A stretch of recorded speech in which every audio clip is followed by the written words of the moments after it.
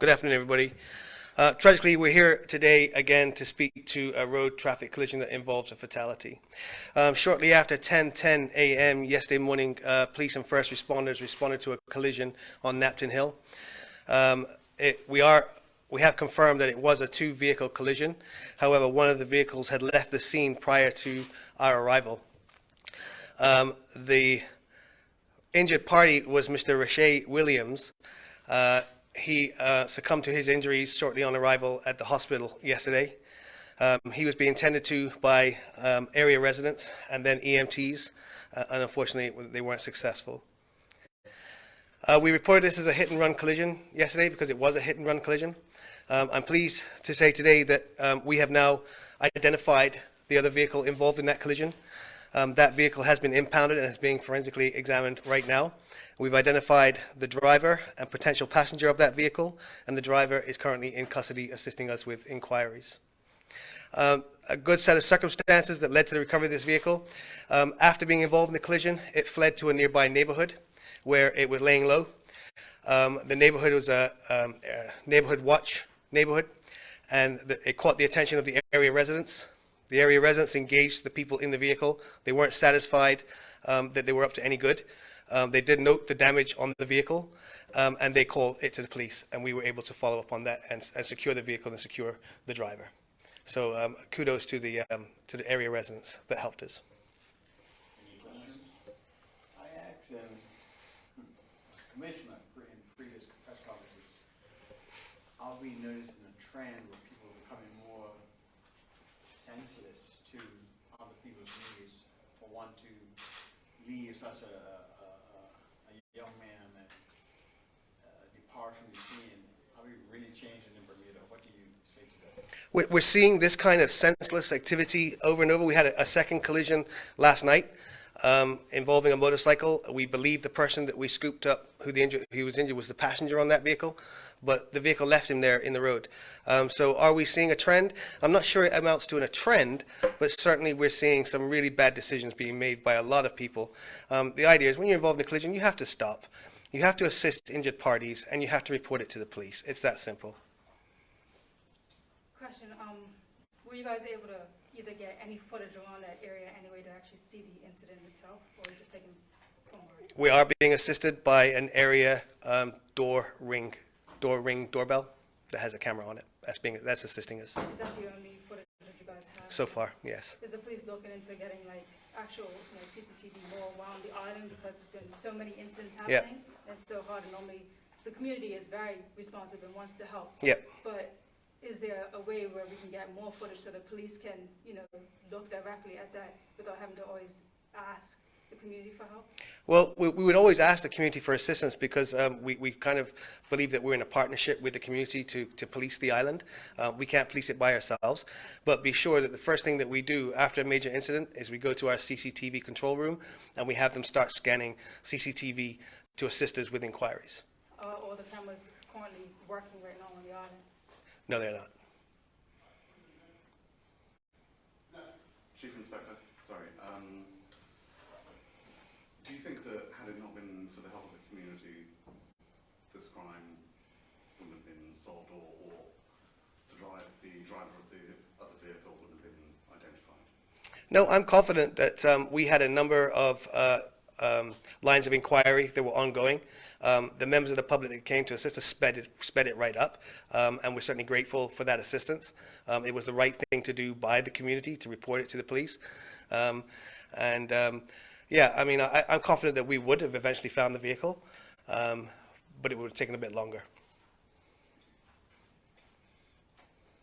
Any other questions? One more. Are there any plans to get those cameras that are not in operation working within the next 3 months?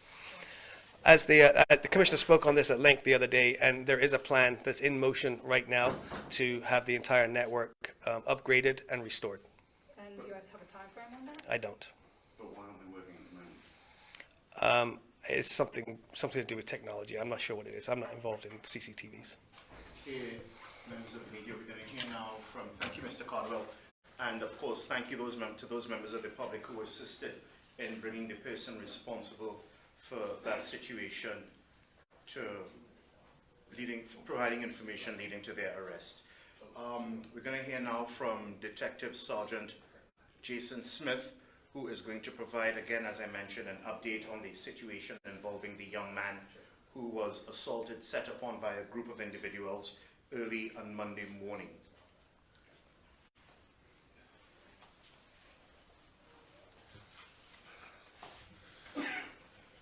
The Bermuda Police Service wishes to provide an update to the public concerning the reported serious assault that took place Monday, the 21st of June, 2021.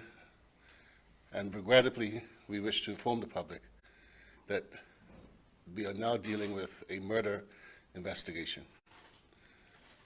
Quan Mali Low, who is the victim of this murder investigation, succumbed to his injuries.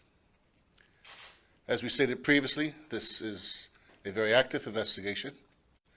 It centers around a group of men who assaulted him at a location in Somerset, in particular at the junction of Cricket Lane and Scottsdale Road.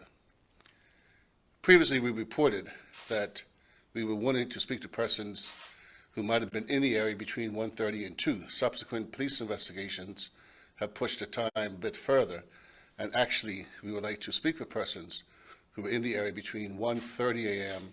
and 3 a.m. Additionally, we are aware that Mr. Lowe was transported in a private vehicle to his residence or his neighborhood, and we are interested in anyone who has information on the identity of the persons who transported him to also make contact with us.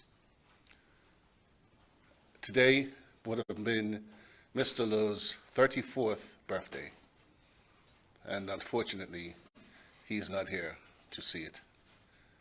His family is grieving, the community is grieving, and this appeal today is for your assistance in helping us to find those responsible so that we can bring them to justice and bring closure to the family of Quan Mali Lowe.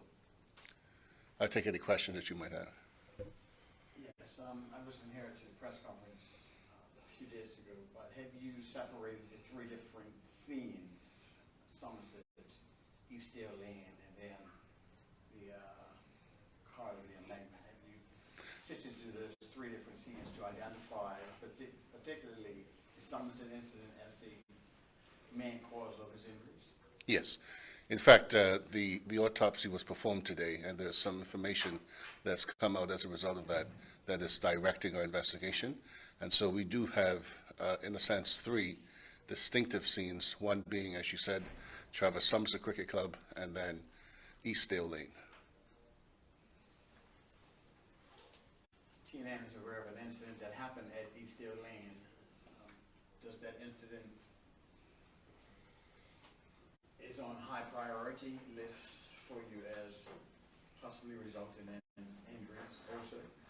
Yes, so as I said to you, we do have three scenes, Cricket Lane and two at Eastdale Lane.